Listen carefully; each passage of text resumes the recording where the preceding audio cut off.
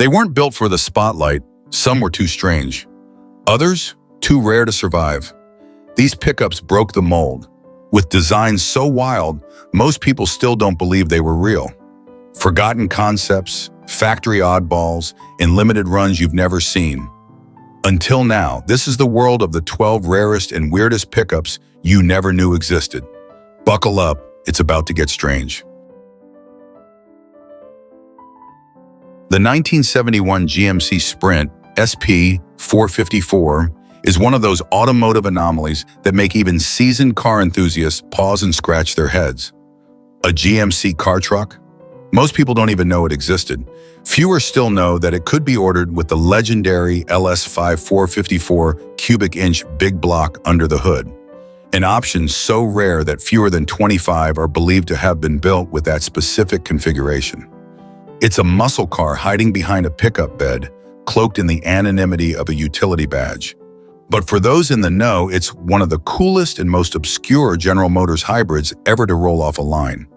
In 1971, the muscle car era was starting to show signs of strain.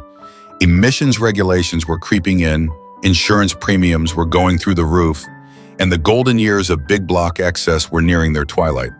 But even as the writing appeared on the wall, GM wasn't done just yet. Chevrolet had the El Camino SS, a brawny, badge-flexing street truck that had already cemented its place in the muscle car pantheon. GMC, the often more conservative sibling brand known for its workhorses and commercial toughness, decided it wanted a slice of that action. Enter the GMC Sprint. Now, in its base form, the 1971 GMC Sprint wasn't exactly headline material. It shared nearly everything with the El Camino, same platform, same body lines, same drivetrains, but there was a secret weapon buried in the options list, the Sprint SP. This performance trim could be paired with a 350 small block. Or, if you were bold and knew exactly what to order, the LS5454 big block. That engine made a stout 365 horsepower and a mountain of torque. Hook it up to a TH400 or a 4-speed manual. Well, and suddenly this humble GMC was capable of smoking its tires with the best of them. But almost nobody checked that box. GMC didn't advertise it heavily. The performance world was focused on names like Chevrolet SS, Roadrunner, GTO, and Charger. The Sprint SP quietly existed in a strange twilight zone, half muscle car, half pickup, wearing a GMC badge that didn't scream speed. There was no tire shredding ad campaign or big block bragging from GMC's marketing department. If you ordered a 454 Sprint SP, it was because you knew what it was. And most people didn't. Still don't. Visually, it's subtle. There's no SS badging like on the El Camino. The front grille is slightly different. The tailgate proudly spells GMC in block letters, which is often the first clue that people are not looking at a Chevy.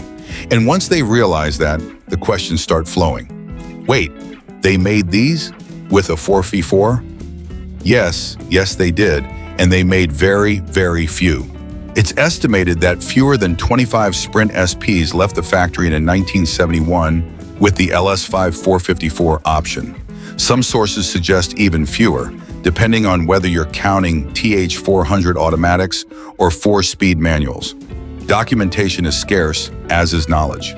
For collectors, it's a unicorn. For casual car showgoers, it's a head-turner that starts conversations faster than almost anything else on the field. Not because it's loud or flashy, but because it's weird in the best possible way. One longtime owner summed it up perfectly. Everyone thinks it's a Chevy until they see the tailgate, and then they start asking questions.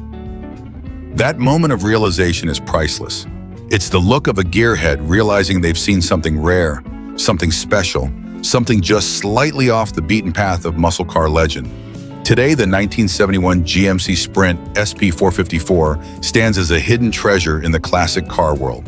It's a reminder that even during the muscle car boom, there were still back roads and side alleys in the industry, places where strange, powerful machines were built not for the spotlight, but for the few who knew where to look. It didn't have the marketing muscle or the showroom cachet of a Chevrolet SS454, but in performance terms, it was every bit its equal. And in the realm of rare GM muscle, maybe even more interesting. So if you ever see a Sprint SP at a car show, especially one with a 454 badge and a TH400 or 4-speed shifter, stop and pay attention. You're not just looking at a cool old car truck. You're looking at one of the rarest, oddest, and most underrated muscle machines GMC ever built. The 1986 Dodge Dakota Convertible stands as one of the most bizarre yet charming footnotes in American automotive history. A creation so unlikely, so wonderfully impractical, that it could only have come out of the freewheeling strangeness of the 1980s. In an era when neon colors, cassette tapes, and hair metal anthems ruled the streets, Dodge decided that what the American public truly needed was a compact pickup with no roof. And thus, the Dakota Convertible was born. At first glance, it feels like a prank that somehow made it into production. The idea of a factory-built convertible pickup seems counterintuitive in every way. Trucks are supposed to be utilitarian. Convertibles are supposed to be stylish, carefree machines for coastal cruising. But Chrysler, riding the wave of Lee Iacocca's resurgence and hungry to grab attention in a competitive market, figured, why not both? The standard Dodge Dakota had just debuted in 1987 as a mid-size pickup, positioned between the compact trucks from Japan and the full-sized American stalwarts. It was new, tough, and reasonably handsome. But even in its earliest stages, Dodge was experimenting with ways to stand out. So they teamed up with American Sunroof Corporation, ASC, the same outfit known for turning strange ideas into real cars, like the ASC McLaren Capri, and set to work hacking the roof off the Dakota. The result was the 1989 Dodge Dakota Sport Convertible. Technically, it came out a few years after the regular Dakota's launch, but the idea was seeded in the mid-1980s and became a reality by the end of the decade. The roof was removed, a simple manual folding soft top added, and the rear cab wall reinforced with a roll bar that looked like it had wandered off a dune buggy. The styling was unique. The vibe, pure Top Gun meets tailgate. You could get it with rear-wheel drive or four-wheel drive. Power came from either a 3.9L V6 or a 2.5L inline-4. Not exactly hair-raising performance, but in keeping with the truck's laid-back, sunny-day cruising persona. It wasn't fast, it wasn't particularly rugged, and it wasn't good at keeping out the rain. But it didn't matter. It was cool. It was weird. It was a convertible truck, and that alone gave it a special kind of appeal that couldn't be replicated by anything else on the road. Dealers didn't quite know what to do with it. Most had never seen anything like it, and buyers were confused. Was it a fun car? Was it a truck? Was it for work or play? The answer, frankly, was yes, and who cares? It was a lifestyle vehicle long before the term existed, a rolling symbol of someone who wanted to haul mulch on Saturday and cruise to the beach on Sunday, with the wind in their million. One longtime dealer recalled it perfectly. We had one on the lot for 8 months. Then a guy with a mullet bought it cash. That story wasn't unique. For many, the Dakota Convertible became a kind of magnet for free spirits and oddballs, people who didn't fit into the normal molds of Camaro, Wrangler, or pickup driver. It was the kind of vehicle you bought because it made no sense, and somehow that gave it more personality than almost anything else on the lot. Dodge only built the convertible Dakota for 2 years, 1989 and 1990. Fewer than 4,000 units were produced in total. It quietly vanished after that, a forgotten experiment never duplicated. But for collectors and oddball car lovers today, it has become a cult icon. Clean examples are hard to find, but when you do spot one, it's like seeing a unicorn on the freeway. People wave, heads turn, you get thumbs up from strangers and curious stares from kids. Mechanically, it's a straightforward truck. Nothing exotic under the hood, no turbochargers, no high horsepower antics, just an honest chassis, a removable roof, and a whole lot of 80s personality. But emotionally, it's a time capsule, a snapshot of a moment when the American car industry decided to throw logic out the window and build something, just because it was fun. Today, the 1986 and 1989 Dodge Dakota Convertible holds a special place in the pantheon of automotive oddities, not as a powerhouse or a luxury icon, but as a symbol of offbeat creativity. It didn't change the industry. It didn't inspire a wave of drop-top trucks, but it did give the world something unique, sunny, and unforgettable. And really, how many other trucks can you say that about? The 1963 Studebaker Champ sliding cab wasn't just a quirky footnote in truck history, it was the mechanical equivalent of a Hail Mary pass thrown by a company gasping for air.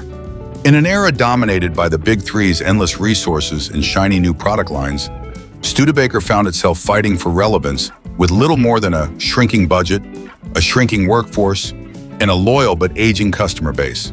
So like any good underdog, they got creative. And that creativity gave birth to one of the oddest, most endearing, and now most obscure pickup trucks of the 20th century. By the early 60s, Studebaker was already on the ropes. Their glory days of sleek Golden Hawks and reliable sedans were behind them.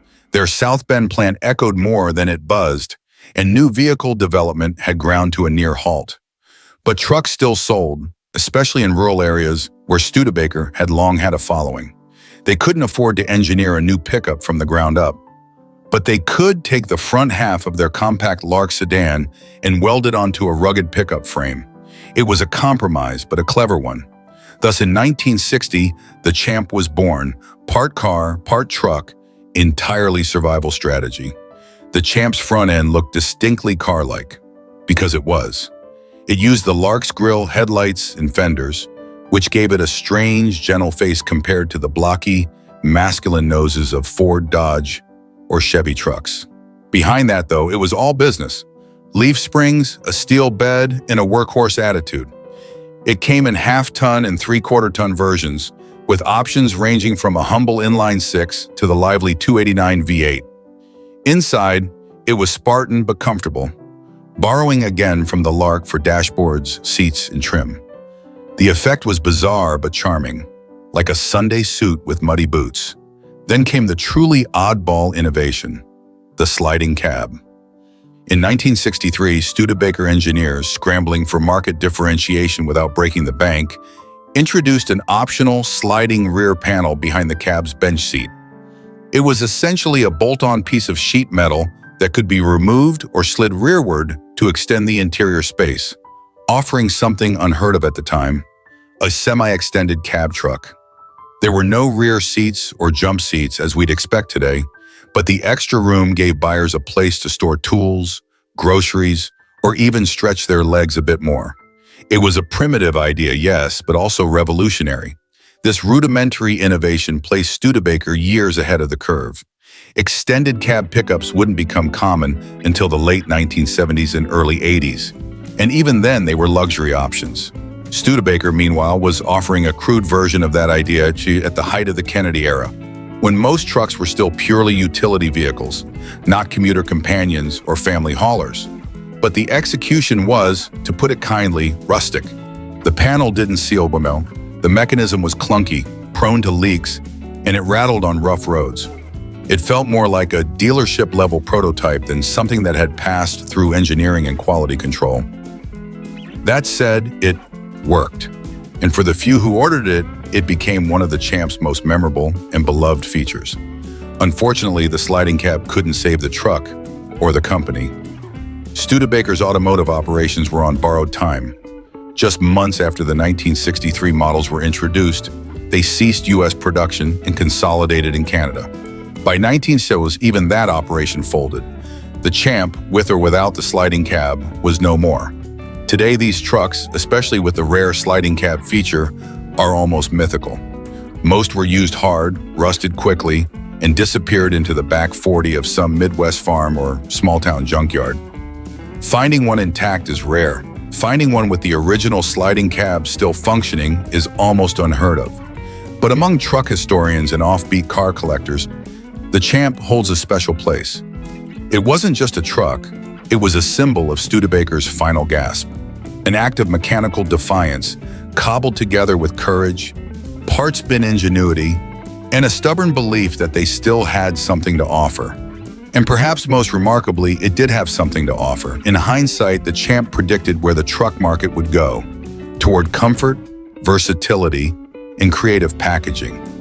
It might have looked like a parts mismatch at the time, but its DNA can be seen in every extended cab pickup cruising highways today.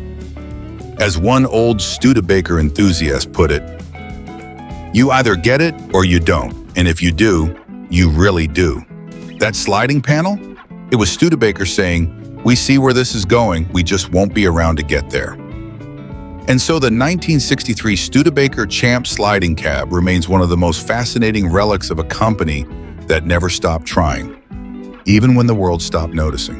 The 1978 Ford Ranchero GT 460 stands as one of the most bizarre, beautiful, and brutally forgotten hybrids of Detroit's last gasp of the muscle car era.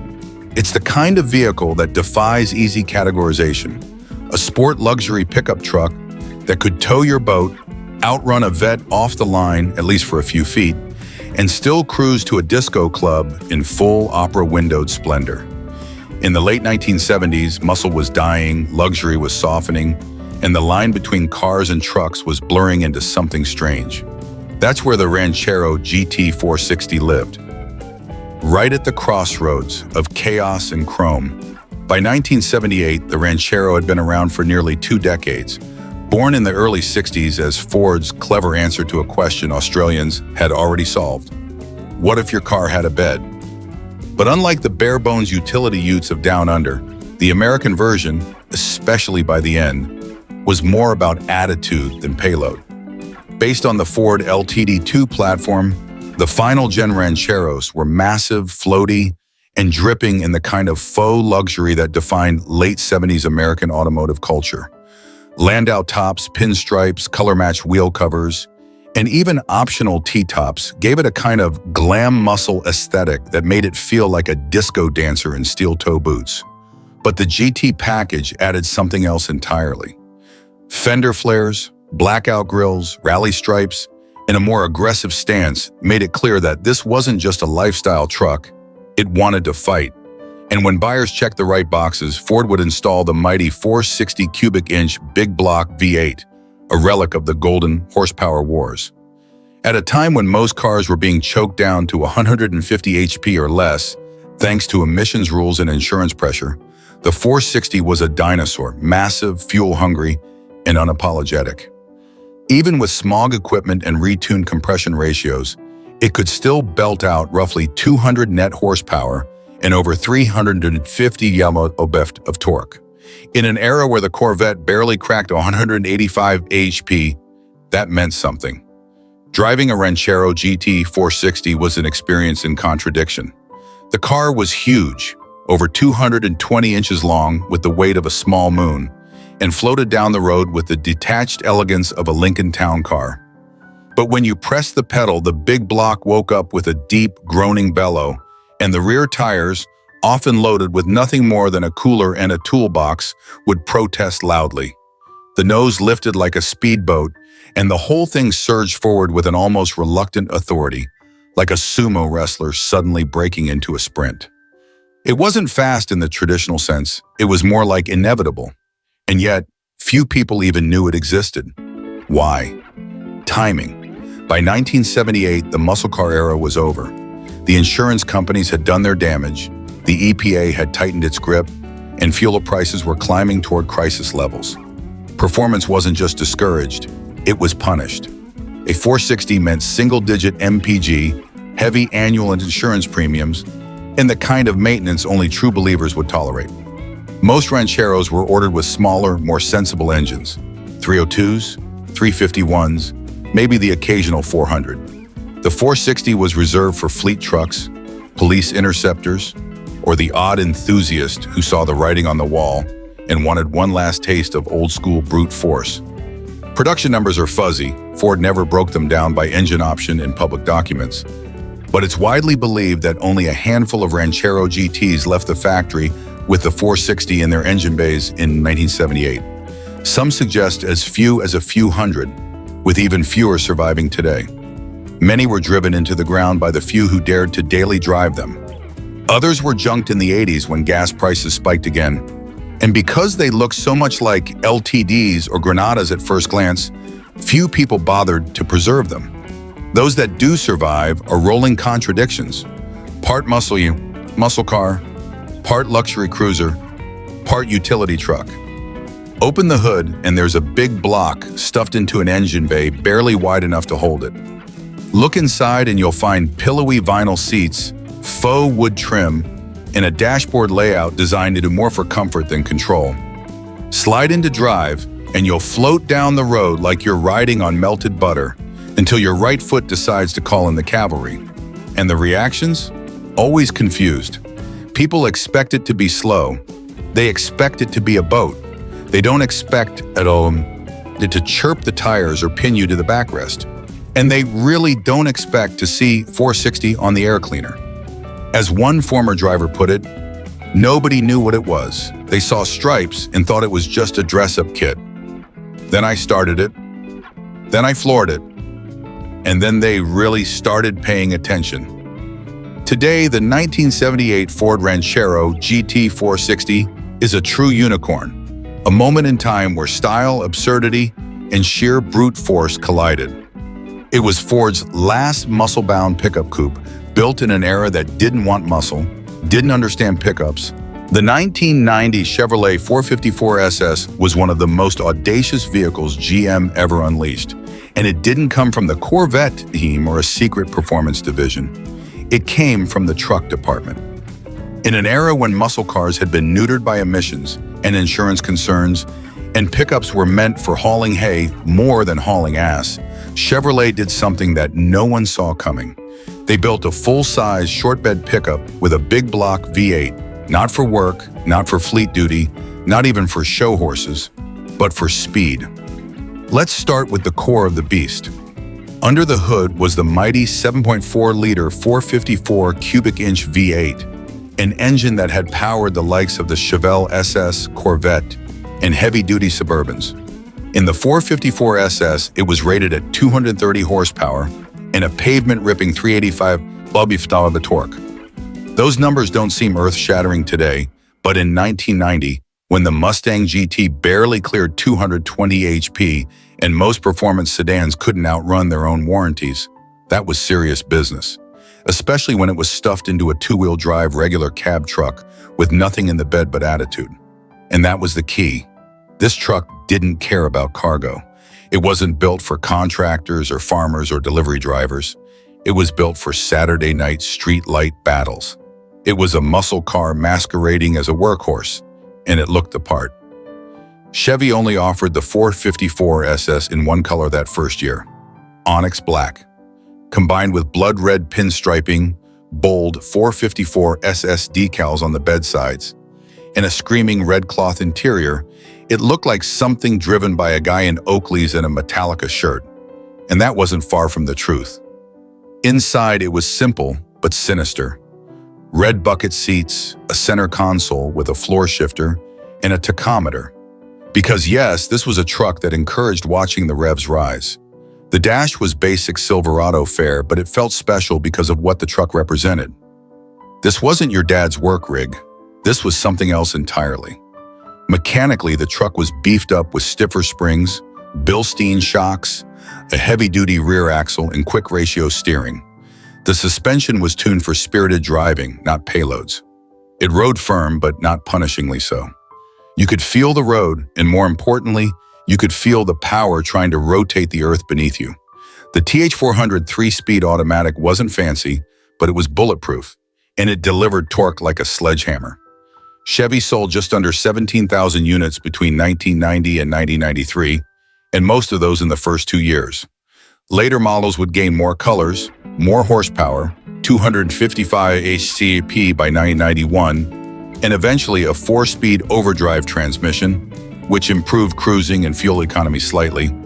But by then, the novelty had worn off. It was a shooting star, bright, loud, and short-lived. Insurance companies weren't thrilled. The EPA certainly wasn't. And Ford, well, they weren't ready yet. The F-150 SVT Lightning wouldn't arrive until 1990, making the 454 SS not only the first of the performance trucks, but also the one with the most attitude. Still, it was misunderstood by the general public. Too quick for a truck, too heavy for a sports car, too thirsty for anyone thinking about fuel economy. But to the right kind of person, the 454 SS was perfect. It had a sense of humor. It was unapologetically American, built for smoke, torque, and laying rubber in every mall parking lot from Tampa to Tacoma. The kind of truck that made you turn around and look at it twice. The kind that made a noise deep enough to rattle drive-through windows. As a modern collector's piece, the 454 SS has come into its own. Most were driven hard, modified, or neglected. After all, it was just a pickup truck back then. Finding a pristine, low-mileage example is increasingly rare. But when you do, it's like discovering a fossil from a lost age. The moment when Chevrolet's truck division decided to act on impulse and throw horsepower at a problem no one was asking to solve. One longtime owner summed it up perfectly when he said, "It hauled more ass than lumber, and that's why I bought it." That's really all there is to say. The 1990 454 SS wasn't rational, it wasn't economical, but it was a V8-powered statement, built for nothing but the thrill of it. And in doing so, it kicked off an entirely new genre, the performance pickup. All of today's fast trucks, from the Lightning to the Raptor to the TRX, owe something to the blacked-out beast that started it all. The 454 SS didn't just blaze a trail, it smoked it. The 1964 Dodge Custom Sports Special is one of those rare vehicles that quietly slipped through history's cracks, only to be rediscovered decades later as a fascinating and somewhat forgotten part of Dodge's performance legacy. It's a model that, in many ways, was ahead of its time, an early muscle truck that went largely unnoticed, thanks to a combination of bad timing, understated marketing, and the general public's lack of recognition of its true potential. The 1964 Dodge Custom Sports Special was, at first glance, nothing remarkable. It looked like any other rugged utilitarian pickup truck of the era. Designed to appeal to the working class, it carried the typical no-frills image of a farm or construction vehicle. Tough, dependable, and perhaps even a little lackluster in the eyes of enthusiasts who typically gravitated towards sportier models. The body was nothing special. It didn't boast the sleek curves of the muscle cars, nor did it offer any flashy designs that would immediately signal it was something out of the ordinary. It had the usual cargo bed, a functional interior, and an overall build that was geared toward carrying tools, hauling equipment, and handling rough terrains. But Dodge, as always, had a different vision. The Custom Sports Special was built not just to meet the basic needs of a workhorse, but also to deliver an element of unexpected power, performance, and luxury that would leave its competitors in the dust. It's almost as if Dodge had a secret agenda with this model, hoping to create a sleeper, the kind of vehicle that would appeal to those in the know while flying under the radar of the mainstream truck-buying public. Inside the Custom Sports Special, Dodge subtly introduced features that were not typical for a pickup truck at the time. Instead of the usual bench seats, the truck came with bucket seats and a floor-mounted console shifter, giving the interior a look and feel that was much closer to a performance-oriented muscle car than a basic utility vehicle. Those details hinted at the power lurking under the hood, but they were still understated enough that most casual buyers wouldn't even notice. It was a pickup that, if you weren't paying attention, seemed like just another truck until you hit the gas pedal. And that's where things really started to get interesting. For those who opted for the powerful 426 cubic inch wedge V8, this pickup was transformed into a beast of a machine. The 426 wedge V8 was legendary within Dodge's lineup, already a proven engine in muscle cars like the Dodge Charger and the Plymouth Roadrunner. With a healthy 365 horsepower and an abundance of low-end torque, the wedge V8 powered the Custom Sports Special with the same ferocity that would later define some of the most iconic muscle cars of the era. This was a pickup that could effortlessly launch off the line, running with the fastest vehicles on the street and surprising anyone who might think it was just another farm truck. But there was a problem. Despite the high-performance engine, Dodge didn't market the Custom Sports Special as a muscle truck. Instead, it was simply positioned as a sports trim of their regular pickup lineup. Dodge was still focused on the idea of tough, utilitarian work vehicles, and the idea of a performance pickup was still a concept ahead of its time. The public wasn't looking for a performance truck, and because of Dodge's lack of emphasis on the custom sports special's performance capabilities, the model wasn't given the attention it deserved. Those in the market for a work truck didn't know what they were missing, and those looking for muscle cars would have overlooked it in favor of the more traditional offerings from Dodge and other manufacturers. As a result, the custom sports special never gained the recognition it could have earned. The production numbers were extremely low, with only a few hundred being made, and many of those models quickly faded into obscurity, either scrapped, repurposed, or modified beyond recognition. It wasn't until much later, as collectors began to rediscover the gems of the past, that the custom sports special began to earn the attention it deserved. Today, it's regarded as a rare collector's item, a symbol of Dodge's daring attempt to merge two seemingly disparate worlds, muscle cars and pickup trucks, into one unique machine. Restorers and enthusiasts who have uncovered the rare surviving examples of the custom sports special often share the same sentiment. It was a Charger with a cargo bed. They just didn't market it that way. In many ways, that's exactly what the custom sports special was. A sleeper, a muscle truck hidden in plain sight. It was Dodge's answer to the growing interest in performance vehicles, but it was too early for its time.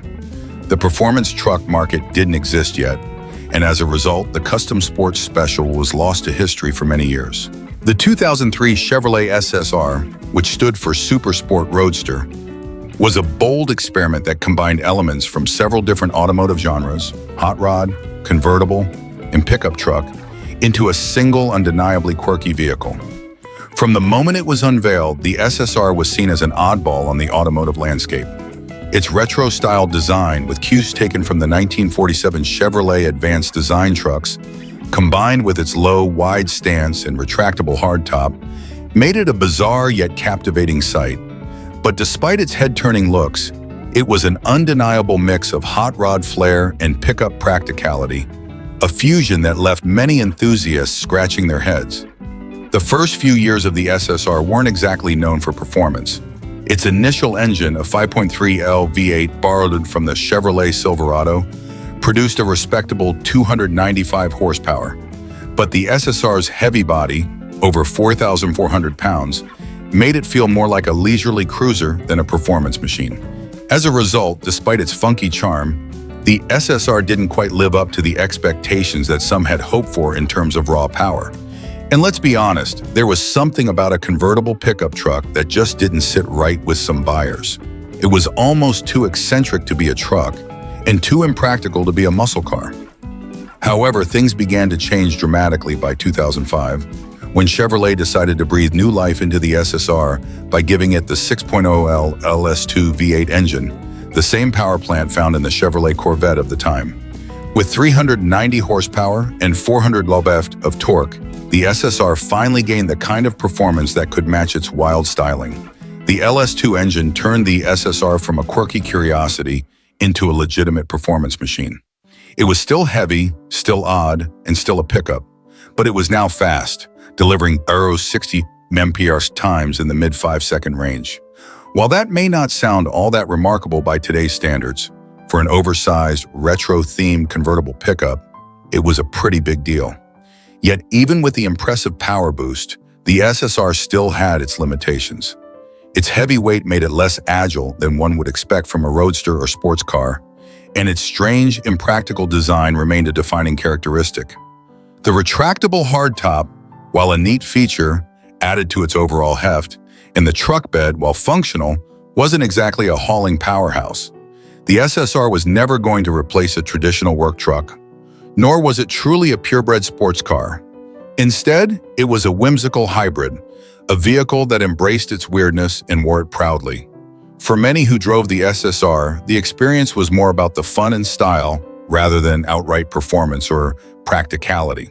Hot rodders who owned one often referred to it as a showpiece, something that could be driven for the sheer enjoyment of its unique character. One such enthusiast sums it up perfectly. "Mine hauls.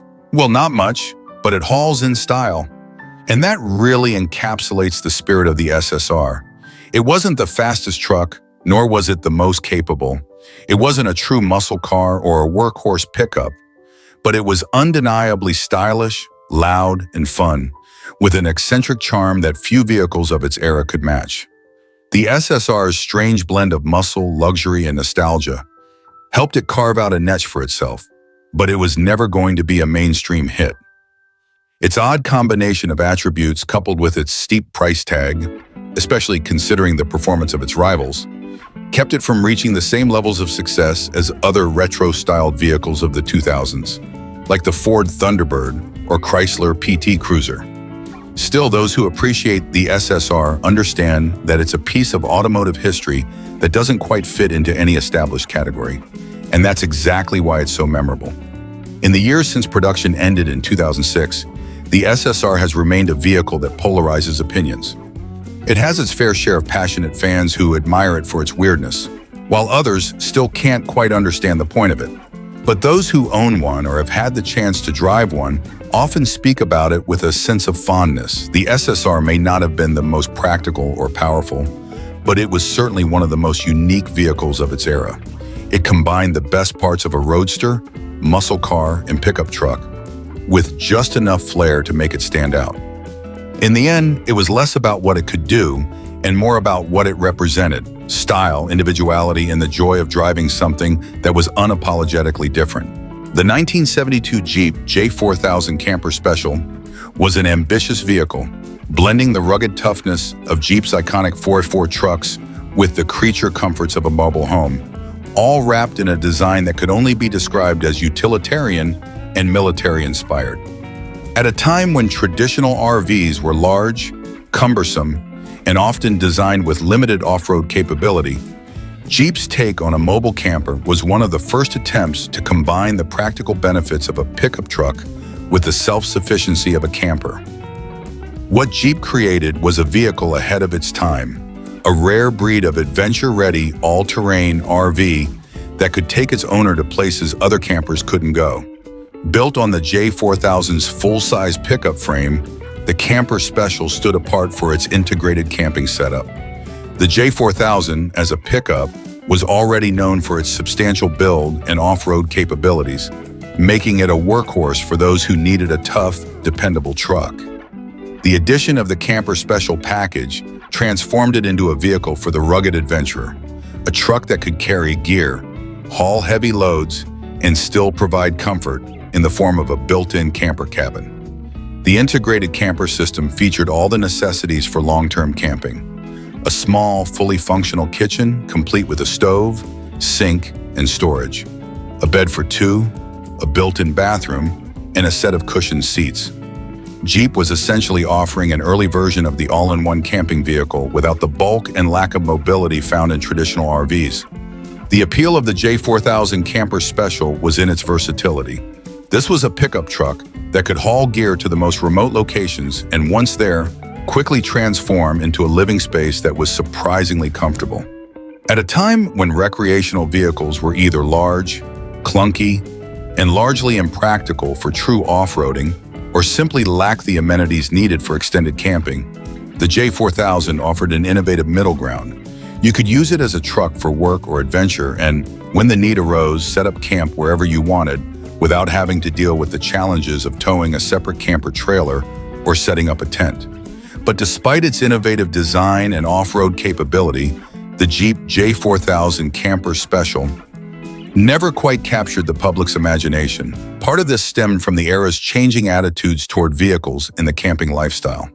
While RVs were becoming a popular choice for road trips and outdoor adventures, the idea of having a full-fledged camper integrated into a pickup truck was still ahead of its time.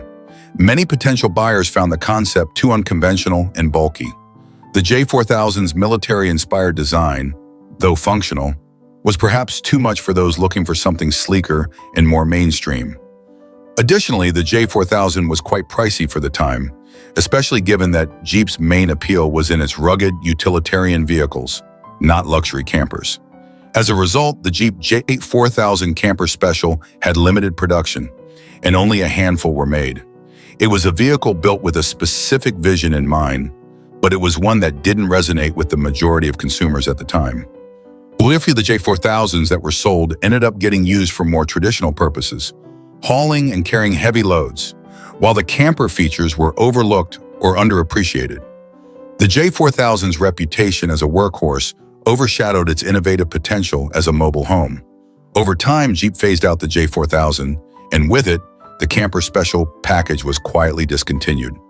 Despite the vehicle's rarity, it faded into obscurity, especially as Jeep's lineup shifted to focus on more modern vehicles that embraced the traditional SUV and off-road models.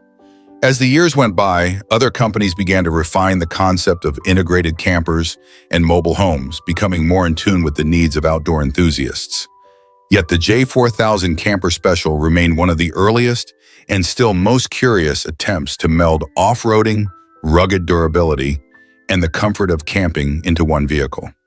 For those who remember or had the chance to experience the J4000, the vehicle continues to represent a rare fusion of adventure, practicality, and pioneering spirit.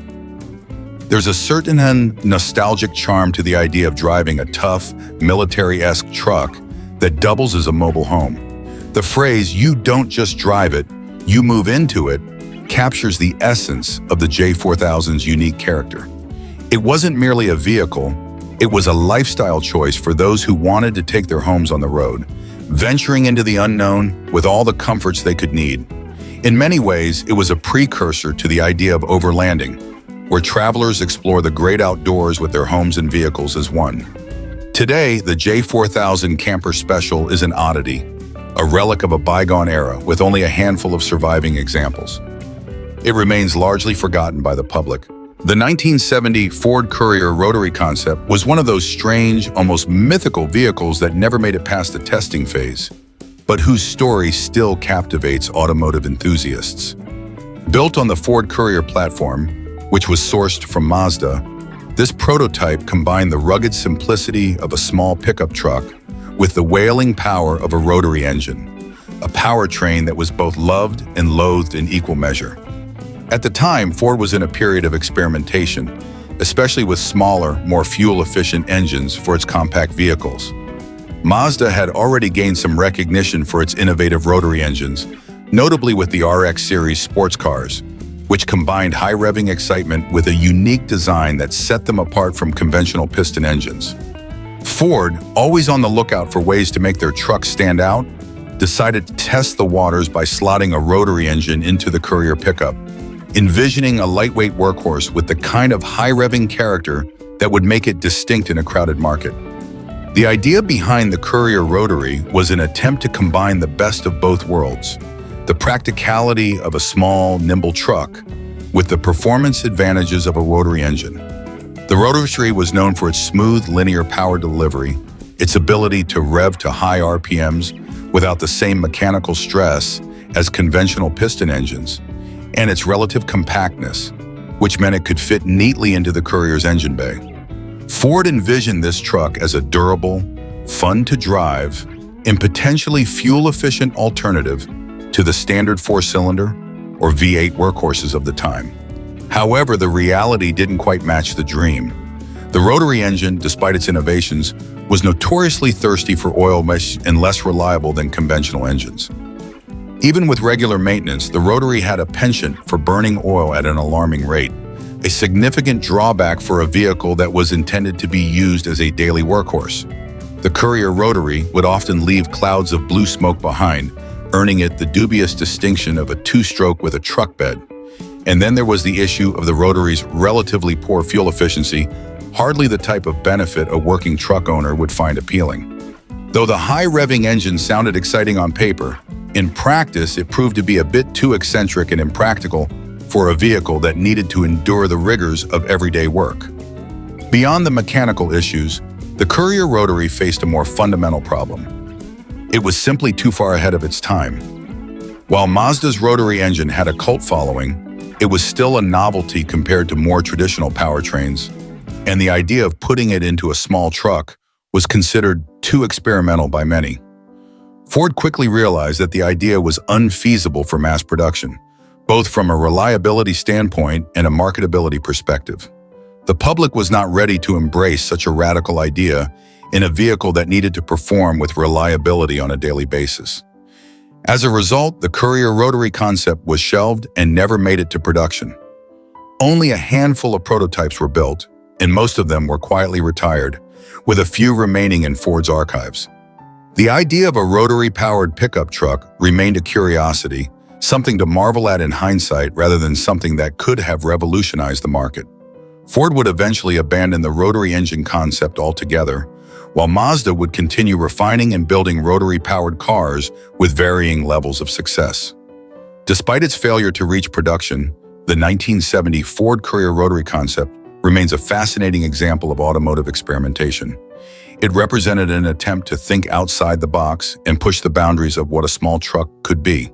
Though it didn't have the longevity or impact of other revolutionary vehicles, it nonetheless stands as a symbol of a time when automakers were unafraid to try something new, even if it meant venturing into uncharted territory.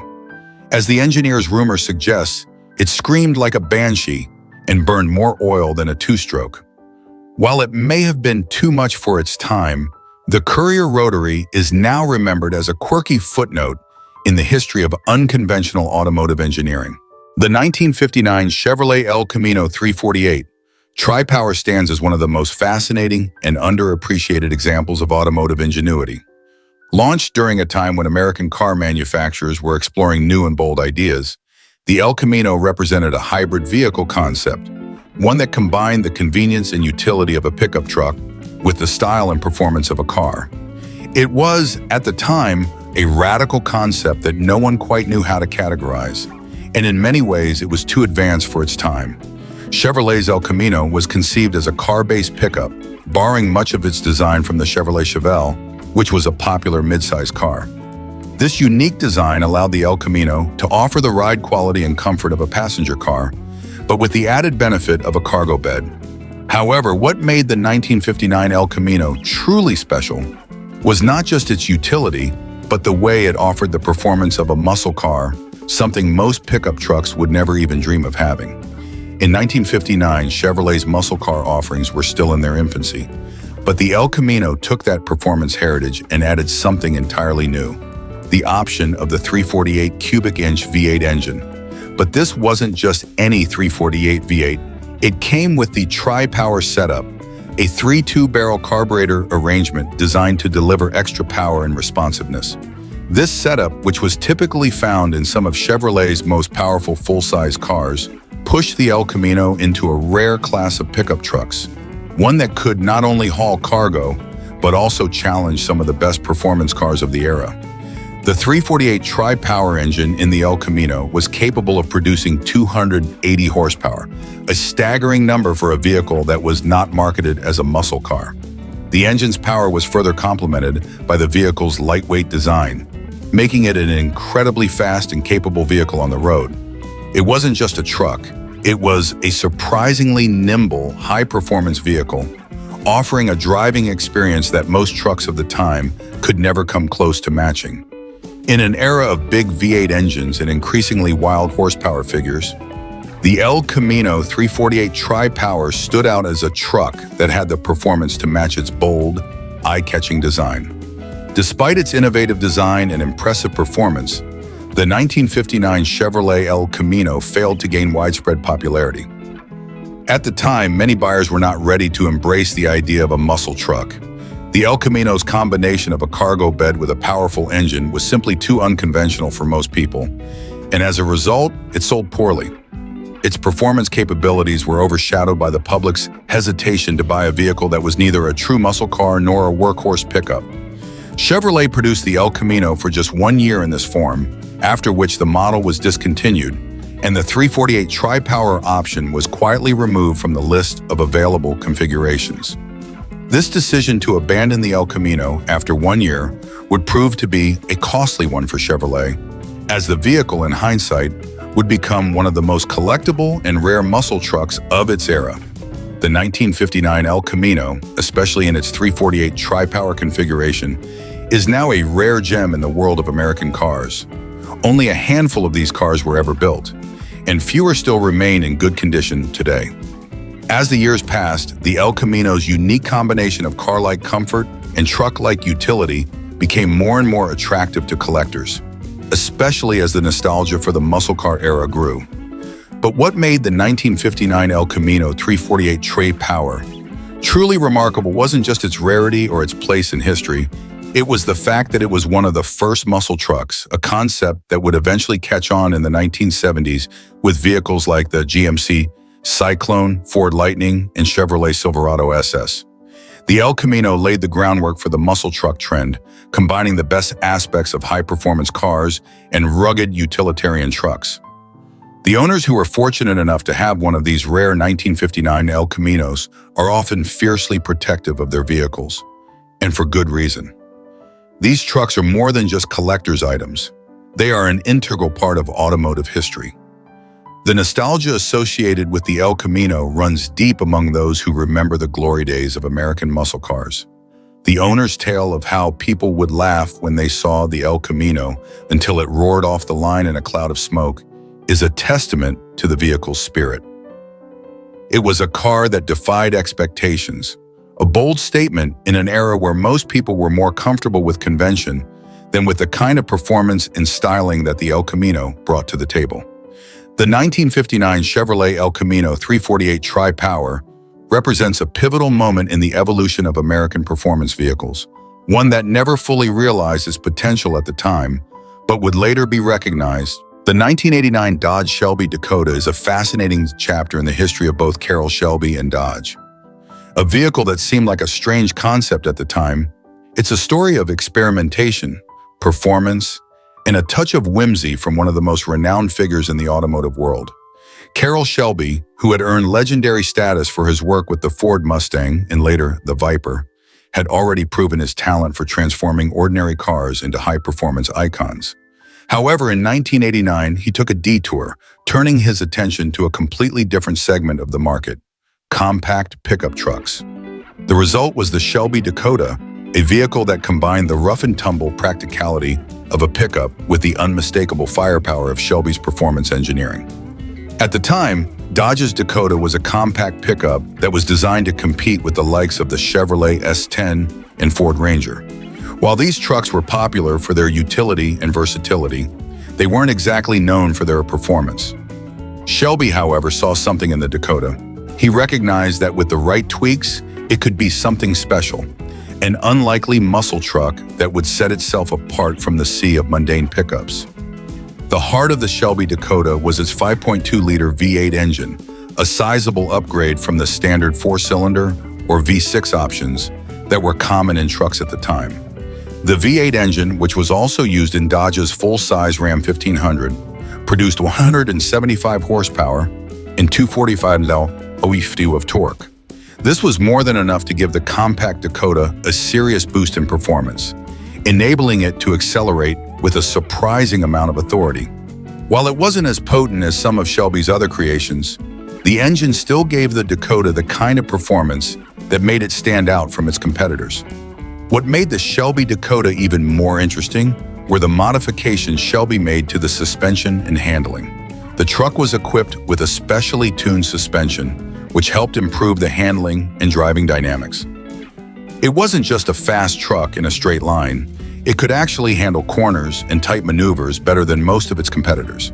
This made the Shelby Dakota not just a quirky muscle pickup, but a fun, capable vehicle that could hold its own in more than just drag races.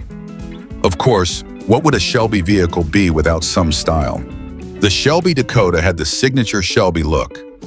Racing stripes, special badges, and unique trim pieces that set it apart from the regular Dakota.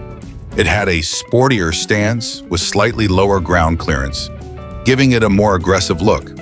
The stripes were a hallmark of Shelby's design, and on the Dakota, they accentuated the truck's muscle car-like vibe. The truck wasn't just fast, it looked fast, with its bold, in-your-face styling that made it impossible to miss on the road. Despite the impressive performance and unique styling, the Shelby Dakota didn't exactly take the world by storm. Only 1,500 units were produced in 1989, making it a rare and obscure vehicle in the automotive world.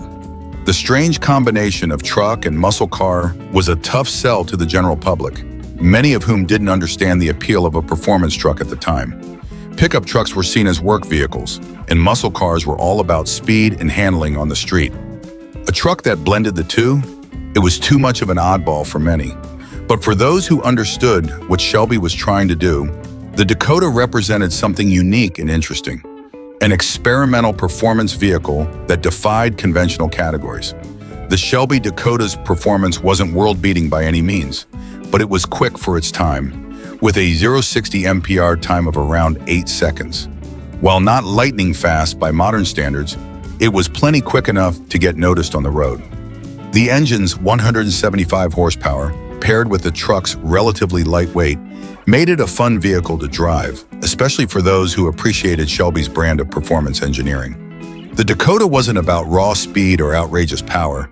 It was about blending practicality with performance, something that Shelby did masterfully. Despite its quirky nature, the Shelby Dakota has earned a place in automotive history as one of the more unusual muscle vehicles ever made. Its limited production means that it's highly collectible today, and it has developed a cult following among fans of both Shelby and unusual performance vehicles. The truck was a bridge between two worlds, the world of muscle cars and the world of pickups. It was a vehicle that couldn't quite decide if it was a performance car or a work truck, and that's what made it so special. The Shelby Dakota might not have set any records or won any major awards, but it left a lasting impression on those who experienced it.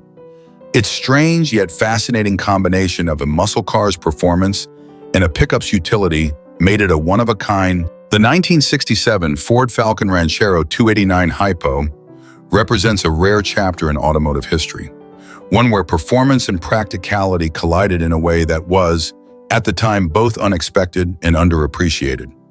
In the 1960s, Ford's Ranchero was primarily seen as a practical, utilitarian vehicle, a car-based pickup designed for work and light-duty hauling. The Falcon Ranchero, though, had always carried a unique charm, offering a blend of the lightweight agility of a compact car and the useful cargo space of a pickup truck.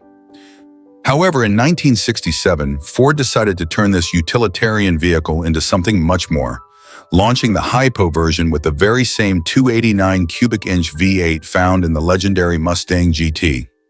The Hypo 289 was a high-performance engine, developed specifically for enthusiasts who wanted more out of their cars than just basic transportation. It had been a hallmark of the early Mustang and quickly became known for its lively, rev-happy characteristics. Pushing out 271 horsepower and 330 lb of torque, it was a formidable force for any car. But placed in the light, compact Ranchero, it made the vehicle a surprising threat on the street. This engine was far from the typical workhorse you would expect to find in a pickup, and its inclusion in the Ranchero was a bold move from Ford, one that added an entirely new dimension to the vehicle's capabilities. The Ranchero itself was based on the Falcon platform, which, in comparison to the heavier muscle cars of the time, made the Hypo 289 equipped model nimble and agile. This, combined with the powerful engine, allowed the Ranchero to stand out among its competitors. It wasn't just another truck trying to haul things, it was a performance vehicle disguised in a truck's body. And in that guise, it could easily surprise anyone who might have underestimated its capabilities. Drivers who took it to the streets quickly found that this Ranchero wasn't going to simply haul your groceries. It was going to haul serious ass too. The combination of the small, lightweight body and the potent V8 engine made it an under-the-radar muscle car, capable of keeping up with or even outrunning many of its more iconic counterparts. But there was a certain irony in the Falcon Ranchero Hypo. Unlike the loud, attention-grabbing muscle cars of the time, this one went under the radar. Its appearance, far from aggressive, looked much like any other compact pickup.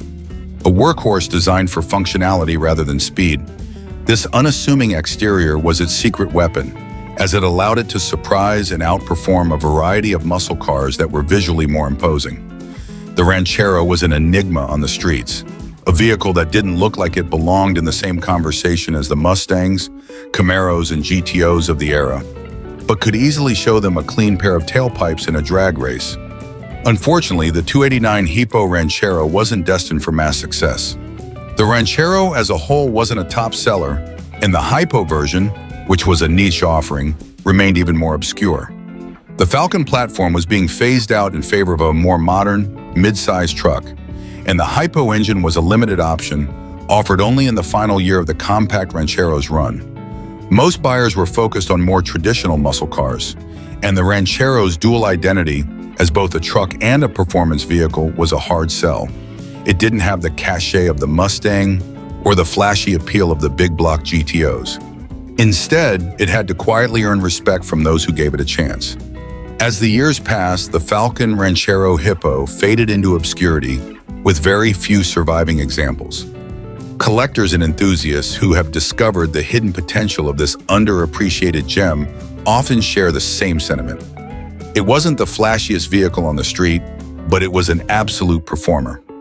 Survivor owners of the 289 Hypo Ranchero often speak with pride about the way the vehicle handled on the road, how it could tear down a straight line while offering agility and balance that its muscle car counterparts couldn't match.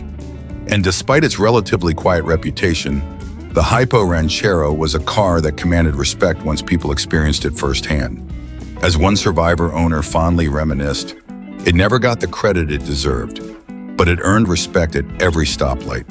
It was a true street sleeper, one of those vehicles that, until you hit the accelerator, no one would guess had the power to leave them in the dust. For a time, it was the hidden gem that only a few knew about, and even fewer got to experience. It was a bridge between the world of trucks and muscle cars, offering a rare combination of utility and performance that still resonates with those who value the spirit of the underdog. In the end, the 1967 Falcon Ranchero Hippo is a forgotten chapter of Ford's muscle car legacy. It's a vehicle that represented the perfect storm of unexpected performance,